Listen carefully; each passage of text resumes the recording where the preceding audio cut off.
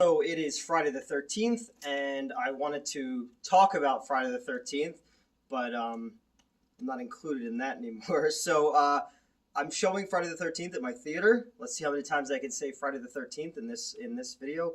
But what I wanted to talk about was a piece of Friday the 13th media that nobody really talks about, and that is the series Friday the 13th, the series. Also was called Friday's Curse, I believe, but it was originally sold. This show ran from '87 to '90, and it was sold. Actually, it was sold in syndication with Star Trek: The Next Generation, and that is what helped it get the coverage that it got when it began. Shot in Canada.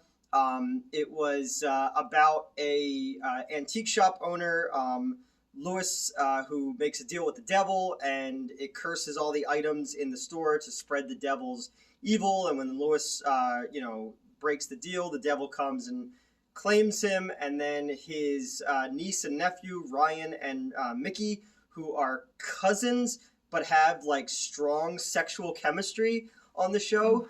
John D. LeMay, who played the guy, he was also in Jason Goes to Hell. So him and Frank Mancuso, the producer, are really the only ties to the Friday the 13th movies, to the shows. There's a rumor that the very last episode was going to be them going after Jason's mask, but that's never been substantiated.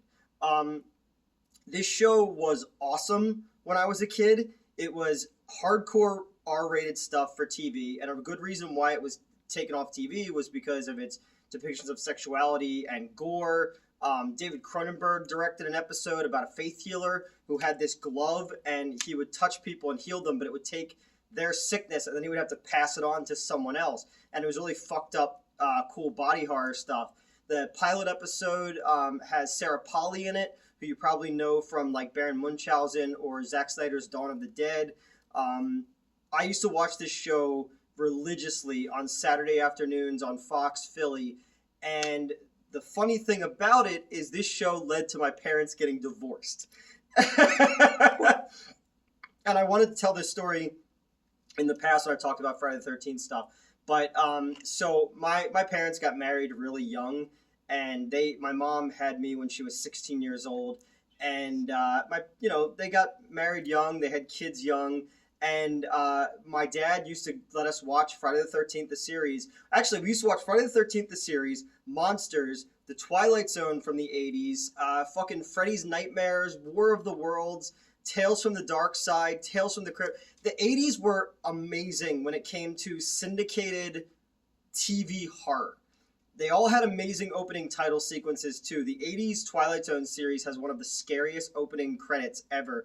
And Friday the 13th, the series, used to freak me out because it was like it would go through this keyhole and into the antique store, and you would pass this monkey, and this animated monkey, and his arm would go like that. It was like animatronic, super creepy. So my mom did not want us watching the show because my brother blabbed about an episode where this guy has boxing gloves, and he's like a down on his luck boxer, and it's called Shadow Boxer, and when he puts the gloves on, his shadow goes out and kills somebody, and then it gives the gloves the power. It was kind of the motif of every episode, is every object had to take a life in order to give something. But I remember my brother went and told somebody that we watched that, and they complained to my mom, so my mom was like, I don't want them watching that show anymore. And we were watching an episode, and I remembered as clear as fucking crystal, is that we were sitting in our living room floor in Marlton, New Jersey, and it was an episode about a ventriloquist dummy where when they pinned a flower to it, it would come alive and kill somebody, and it helped this guy's career. And on his wedding day, he like went fucking insane. And I remember watching that. My mom caught us, and my mom and dad got into this massive fucking fight. And then my dad went out that night to like blow steam off and met the woman who he wound up having an affair with. So I have a half sister in '89. So I always tell people Friday the 13th broke my family up. Oh my God. It's fine now. My mom talks to me. There's a video on this channel. I saw my mom for the first time in 2 years. My dad hasn't spoken to me in 6 years. But so I always have memories of this show, and there was just so many great fucking episodes. There's one with like pirate ghosts where there's a foghorn and it like calls in these ghosts, and it's giving this guy treasure, and he has to kill all. It's almost like the story of the fog. You have to kill all the people who were involved in the mutiny or whatever. Um, like I said, the pilot is about a creepy doll and has Sarah Polley in it from Zack Snyder's Dawn of the Dead.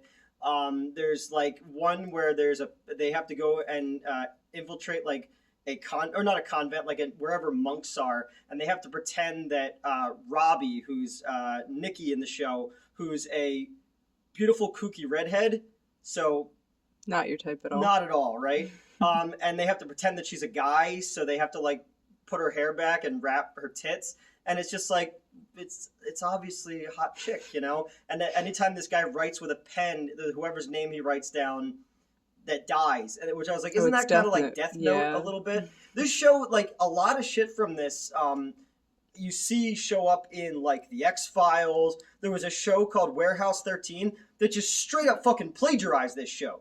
Because the two people have to go and like collect all of the artifacts that were, or the antiques that were all fucking cursed. And so they go out and they're collecting them. And every episode they just so happen to be where these things are happening. And I was like, wouldn't the cops be like, wait a minute, like it's like Murder She Wrote. You know, Angela, what's her name? Jessica Fletcher is just always Johnny on the spot when it comes to these murders and stuff like that. It's like, whatever. I digress. But it was just this cool, weird late 80s, early 90s. It was canceled in 1990 while they were filming the third season, so they never finished it. But then John D. LeMay's character gets killed at the end of the second season. He gets stabbed with a bone and then brought back to life as a child. So he left the show, and they replaced him with this dude named Johnny, who wasn't as good. And then I like all the episodes with Jack Marshak. He's Lewis, the guy who started the whole thing's friend, and he was like a magician, and he's in with the occult and all that. And he's really great, and you're always worried about him because, he's an old man. He actually just died a couple years ago because John D. LeMay is on my Facebook friends list, and I'm always a big fan of. I told him the story about how this show broke up my parents, But there was some great episodes. There's one where the daughter from Independence Day, her and her little brother, they have like this mom who's like a piece of shit and doesn't take care of them, and they have this playhouse in the backyard, and they have to feed it little kids, and it gives them everything they want. And it reminds me of that Are You Afraid of the Dark episode where there's like a monster in the basement. Again, this show, like a lot of stuff came from it, but it's weird because nobody remembers this show. And I think because Frank Mancuso Jr. just used the title Friday the 13th to rope people in. There was just so many great episodes of it. I was such a fucking fan of this show when I was a kid. And then it came back in the late 90s on, I don't remember. It was not the Sci-Fi Channel, but it was like one of those horror sites before Shudder. And I used to watch it on that show, on that channel all the time. So this has always been something I've always been a big fan of. There is a DVD of it out there, and you can find a lot of them really low quality on YouTube as well. So I recommend you go and you check it out. It was just a really cool show. There's one, the dad from Big Fat Greek Wedding is Ryan's dad, and those two didn't have a good relationship. And he has like a pipe, and it makes smoke come out that like kills people, and it helped him like move ahead in his career until finally it kills him.